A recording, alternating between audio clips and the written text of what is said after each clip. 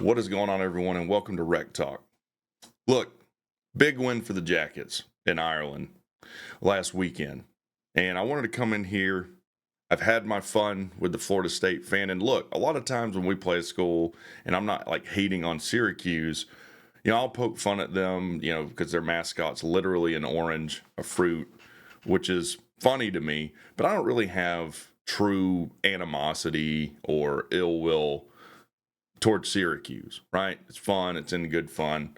That really wasn't the case with this game in Florida State. Now, that I'm not here to trash talk Florida State fans any further. I've done plenty of that. My voice is still recovering from that game. It was incredible. But, yeah, I did legitimately, based on how they conducted themselves. And look, I exist in the land of the internet, right? So I'm going to get the absolute bottom of the barrel of the fan base, right? Because they get to hide in their anonymity. I don't think that, I think there's a lot of Florida State fans that aren't like that. There's even some that have been on the channel, like Seminole Seth, True Seminole, that actually came out and said, man, some of this is ridiculous. So I do think there were Florida State fans that recognize, like, we're really out above our skis here. And I'm going to do something that probably no one is going to do this Monday after how things went in Ireland. I'm going to throw you a bone here. I'm going to defend the Florida State fan a little bit. I mean, just a little bit. Because the media, people that cover them on YouTube, credentialed media people even, have not done Florida State any favors. Your administration has not done you any favors. When you have administration come out and really act similarly to how people on the internet act, and they really have, it's hard to defend that, right? You get snubbed in the playoffs, you're in this vulnerable position. Anyone would have been upset. Anyone. That if it would have happened to Georgia Tech, I'd have been upset too. But when everyone surrounding the program is buying into the emotion for 8 or 9 months, it just creates not a good atmosphere for you. Your media, the Florida State media, flat out 100% lied to you for an entire offseason. I've had people screenshot your message board, send them to me, what you're saying, what the sentiment of people at practice is. And I haven't seen a single thing said that would lead a Florida State fan to believe they had any problems on their team whatsoever. And that's really tragic, man. Like I said, they didn't do you any favors. They flat out lied to you. The game wasn't a fluke. The line of scrimmage was 100% dominated by Georgia Tech. And it's not just like, because I've had people say, oh, it's just one game. Yes, it is just one game. If Florida State could get something together and go on a run after this, I don't think it's likely, though. I don't think it's likely. Even if you switch DJU for a top 5 quarterback, you still have massive problems. Can you protect them? Your offensive line isn't near what you thought it was. Your entire defense, especially at the defensive line, people can just run on you like that. You didn't fill gaps well with your linebackers. I mean, it's just not a fix one thing where we're a play away or we're a player away. That's not where Florida State is right now. And I'm going to call out 2 channels in particular that are the same idiot, that really haven't done you any favors. Double fries, no slaw, and college football addiction are an absolute disgrace to YouTube. A disgrace and embarrassment to YouTube.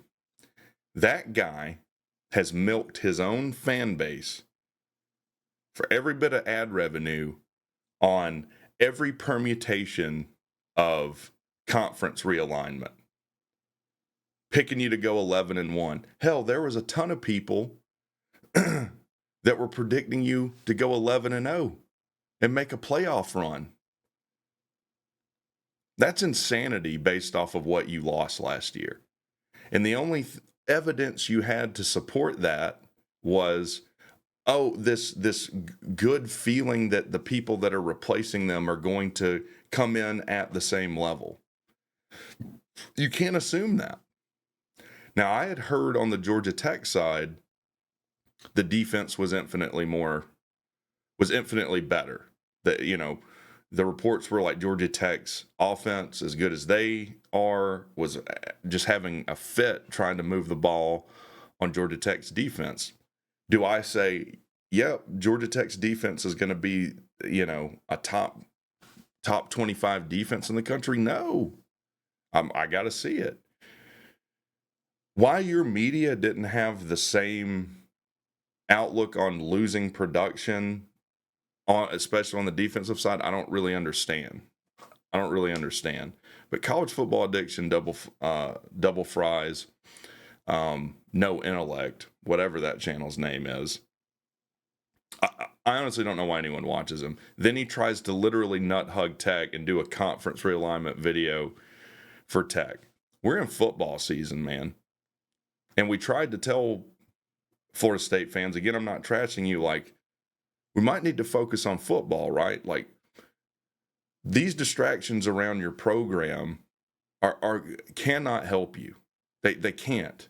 Now you went out on a national stage and embarrassed yourselves. Now, I think the key for Florida State is going to be, how do you respond to this? I've heard other channels talking about Norvell's just hard-headed. Norvell's an awful offensive play caller.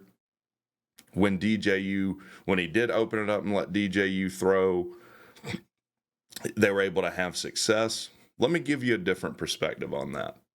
I think Mike Norvell knows the limitations of DJU. And he knew the more DJU threw down the field, the less likely you were to win that game. Every throw that he completed up until that point, was right at the line of scrimmage or behind. He did try to throw downfield and missed it. He did try and throw downfield and threw it into the 40th row. So it could have been an instance, let's say Norvell comes out and lets DJU throw all over the field, and he goes 7 for 17 instead, and you get beat worse. Then you'd be saying, why wouldn't we run the football, right? I think Norvell knows the limitations you had offensively, and especially with DJU coming out. Or at least I hope so.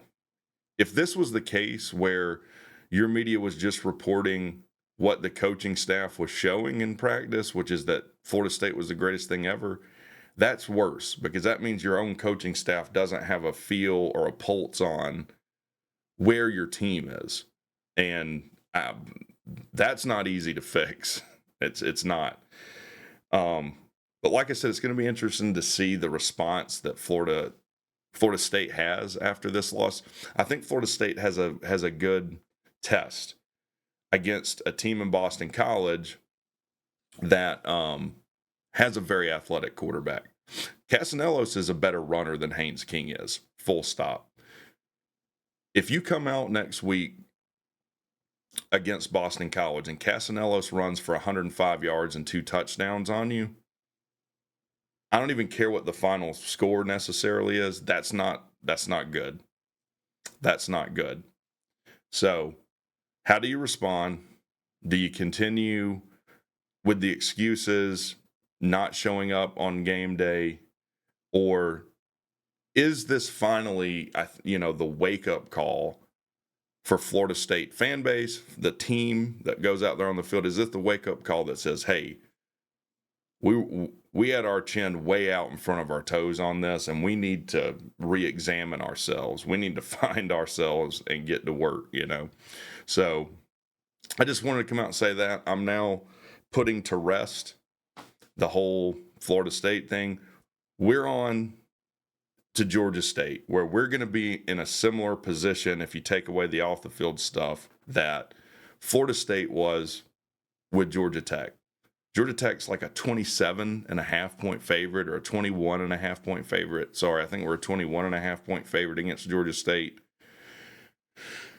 So when you're playing as a big favorite we had Joe Gilbert who played for Georgia Tech, offensive line, and just as the game is tight moving on when you're a big favorite, it's hard to get that out of your head and just take care of your responsibilities as a player. Georgia Tech absolutely has to go and have a good showing against Georgia State, who's a team they should beat. They should beat handily. But now, talking to the Georgia Tech fan base, we got to come down now,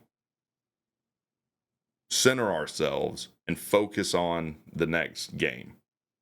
Because I don't know about other Georgia Tech fans. I'm not satisfied with just going and beating a top 10 team in week 1 or just having one, emotional win that you shouldn't have got or whatever every year. I think Georgia Tech's more than that now. I do think if Georgia Tech continues getting better, because Buster Faulkner called a perfect game. I watched someone break down film on it. Aaron Murray used to be quarterback at Georgia. The use of imbalance sets. We're going to break down some of that film in another video. Putting your best players in positions to make big plays. Georgia Tech's coaching staff is cracked. I think they might have one of the best staffs in the country, especially now with Santucci. We'll have to see moving forward. All of that is predicated, though, of playing each game, each week, and setting aside everything else. What you can't do is come out, crap the bed against Georgia State, and then be like, well, at least we beat Florida State. Again, Georgia Tech's better than that. I believe that. So let me know what you guys think in the comments. Talk to you guys later.